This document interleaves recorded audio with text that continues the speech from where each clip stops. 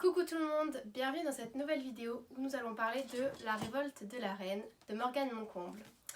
Déjà avant de commencer, bienvenue sur ma chaîne si vous êtes nouveau. Moi c'est Mali, j'écris mon livre, je fais des booktubes, des vidéos sur les livres, sur l'écriture, je vous donne des conseils, je vous fais des vlogs, voilà. Un peu de tout ça. Aujourd'hui je vais vous faire un booktube La Révolte de la Reine où je vais vous donner mon avis sans vous spoiler, donc vous pourrez toujours le lire après, vous inquiétez pas. C'est parti, je vous laisse tout de suite avec la suite de la vidéo. Alors déjà, La Révolte de la Reine, c'est donc écrit par Morgane Moncomble, donc la plus grande autrice française de romance actuellement. C'est le tome 1 de sa nouvelle saga Inheritance, donc c'est une saga de romance historique. Et donc c'est le premier tome qui est sorti il y a quelques mois et que j'ai lu il n'y a pas longtemps. Les deux autres sont attendus avec impatience pour tous les fans, car ce premier tome a vraiment été un grand succès. Il était très attendu et on a entendu parler de ça beaucoup pendant des mois. Voilà, donc je suis trop contente déjà de l'avoir parce qu'il est super beau et de l'avoir lu maintenant. Alors au niveau de Morgane Moncomble, vraiment j'adore cette autrice, j'adore sa plume, sa façon d'écrire, je trouve que c'est super bien fait, vraiment ses livres sont géniaux. J'ai déjà lu pas mal de ses livres. J'ai lu déjà la saga Seasons, c'était un gros coup de cœur, vraiment incroyable. J'ai lu l'As de pique, l'As de cœur, j'ai lu Falling Again, bref, j'en ai lu pas mal, mais il me manque encore. Donc j'étais très contente de découvrir son nouveau livre. Donc dans cette vidéo, d'abord je vais vous donner mon avis global sur ce livre. Puis je vais vous donner selon moi les points positifs et les points négatifs. Et voilà, tout simplement. Avant de commencer, déjà je vais vous faire un petit résumé de cette romance historique. Donc les protagonistes de ce livre, c'est Acacia et Alexandre. Alexandre c'est le roi de France et Acacia c'est la princesse ou la fille de l'impératrice d'Autriche. Et ils vont se marier, c'est une union arrangée. Voilà, donc ça commence avec leur mariage, donc aucun des deux, c'est pas du tout un mariage d'amour, ils ne se connaissaient absolument pas avant le jour de leur mariage. Et voilà, donc Acacia elle va abandonner toute sa vie en Autriche pour marier du coup le prince, enfin le roi, sans même qu'elle le veuille. Et Alexandre, il a un peu accepté parce que, on va dire, il s'est un peu marché dessus par ses conseillers. Donc Alexandre en fait, normalement c'était pas lui qui aurait dû être roi, c'était normalement son grand frère qui est décédé et donc c'est lui qui endosse le rôle désormais, mais ça ne lui convient pas forcément. D'autant plus que depuis quelques mois ou quelques années, je ne sais plus trop, il est malade. Voilà, il s'éteint à petit feu on va dire et donc tous ses conseillers ils jouent avec ça sur lui. Pour avoir plus d'autorité. Le peuple aussi il parle beaucoup de ça, voilà. Il est très discriminé et mis en avant comme faible. Et donc Acacia va devenir reine de France. Et c'est une... Bon, je n'ai pas développé trop le personnage d'Acacia pour le moment.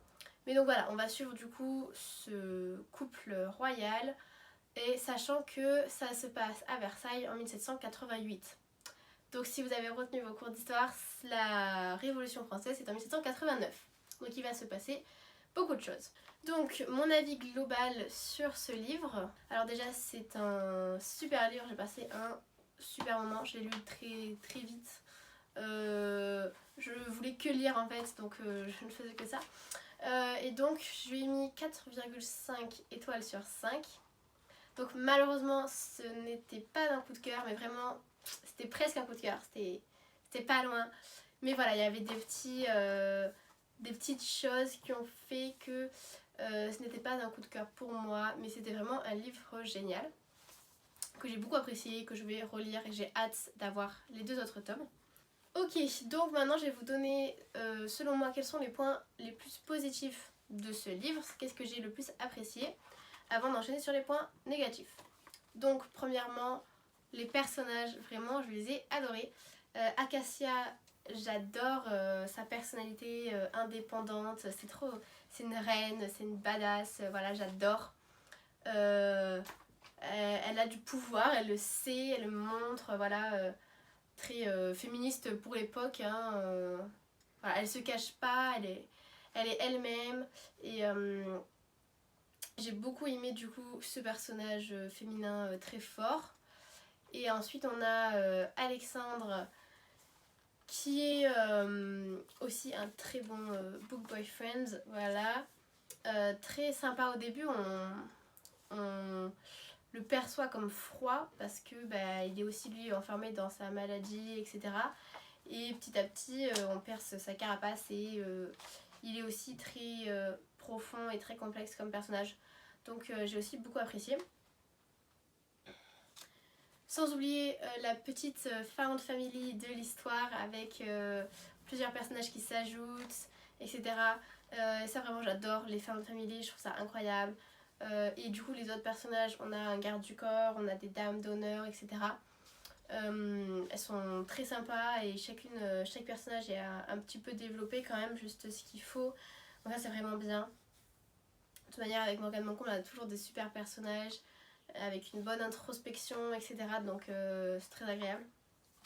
Ensuite, j'ai adoré le fait que ce soit une romance historique. Moi j'adore vraiment cette époque, donc à Versailles, etc. Avec les tenues, etc. J'adore ça. Et donc une romance historique, là-dessus ça m'a beaucoup plu. C'était vraiment très sympa. Ensuite, parlons de la relation entre Acacia et Alex. Vraiment, ces deux-là, ils sont incroyables. Ils sont très drôles, vraiment.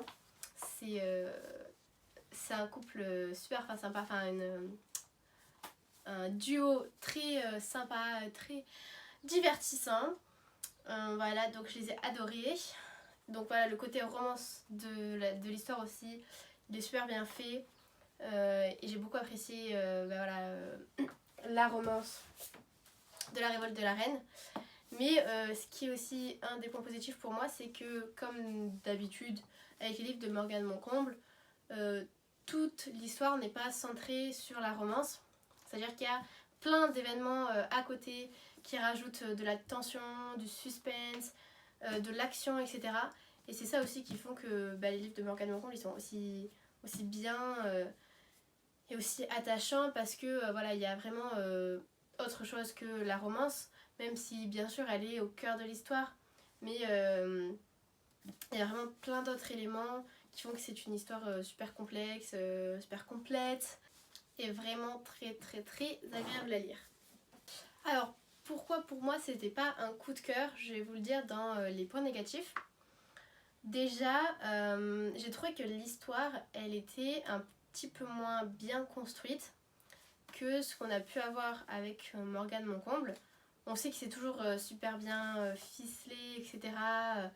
Et avec des plot twists incroyables. Voilà, très souvent quand même. Et là, j'étais un peu déçue. En fait, il y a plusieurs plot twists qui s'enchaînent.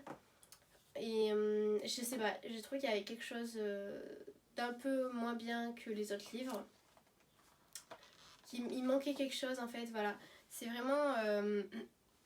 c'est un autre des points négatifs en fait pour moi, c'est qu'à la fin il aurait dû avoir 2 ou 3 chapitres en plus avec plus d'explications parce qu'il y a vraiment un point qu'elle laisse en suspense dans son livre et vraiment ça frustre tous les lecteurs et en fait on veut vraiment savoir et je trouve qu'elle s'est un peu débarrassée de toute cette partie là assez facilement en mettant ça de côté, en s'arrangeant pour pas vraiment avoir à le détailler. Et du coup je trouve ça dommage parce que pendant tout le livre, nous les lecteurs on veut savoir en fait, et on arrive à la fin et ben on sait pas, voilà, et on reste dans le mystère. Donc ça je trouve ça vraiment dommage, du coup c'est très frustrant et bah voilà c'est un peu... c'est pas cool quoi, mais bon voilà, c'est pour ça, voilà, pour moi c'est vraiment le point qui a fait que ce n'était pas un coup de cœur. Voilà, la fin j'étais un peu déçue. Et aussi le début, enfin même le début, la première moitié on va dire, c'est assez mou. Il n'y a pas vraiment de vrais événements avec des actions importantes. Voilà, ça se met vraiment en place. Et le début il est très lent. Voilà, il se passe pas grand chose on va dire au début. Même si j'apprécie avec le décor, le contexte, etc. j'ai beaucoup apprécié, mais soyons honnêtes, il se passe pas grand chose au début. Et ben voilà, maintenant je vous ai fait les points positifs, les points négatifs. Donc pour conclure, c'était vraiment quand même une super lecture que je vous recommande à 200%. C'était super, bah quand même 4,5 étoiles sur 5. Ça fait longtemps que j'ai pas mis autant d'étoiles. Donc ça faisait très plaisir, j'ai super hâte des 2 autres tomes de Inheritance. Je sens que ça va être super. Et voilà, déjà je suis juste ravie d'avoir ce livre dans ma bibliothèque qui est magnifique, avec bien sûr les petites illustrations de Acacia et Alexandre. Donc voilà, aucun regret, c'était génial. Et voilà, je vous le recommande grandement, vraiment, il faut le lire, c'est incroyable. Merci Morgane Moncomble de nous écrire tant de chefs-d'œuvre.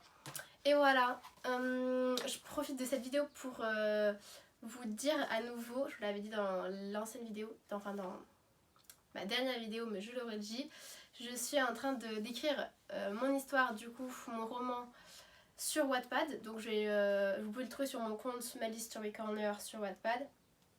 Donc mon histoire c'est Burning Love, c'est un peu une dark romance, mais en fait comment dire, la relation entre les protagonistes, ce n'est pas une dark romance, c'est plus le contexte un peu sombre de l'histoire qui fait que je catégorise mon histoire, mon roman dans une dark romance.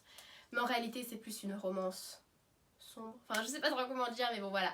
On a Evie et Roméo, et Evie elle a un environnement très compliqué avec son père qui la bat, tandis que Roméo c'est un garçon très populaire et très riche qui sont au lycée, et Evie va être amenée à babysitter oui, le petit frère de Roméo, ce qui fait que ils vont se rapprocher, en apprendre plus l'un sur l'autre, et voilà.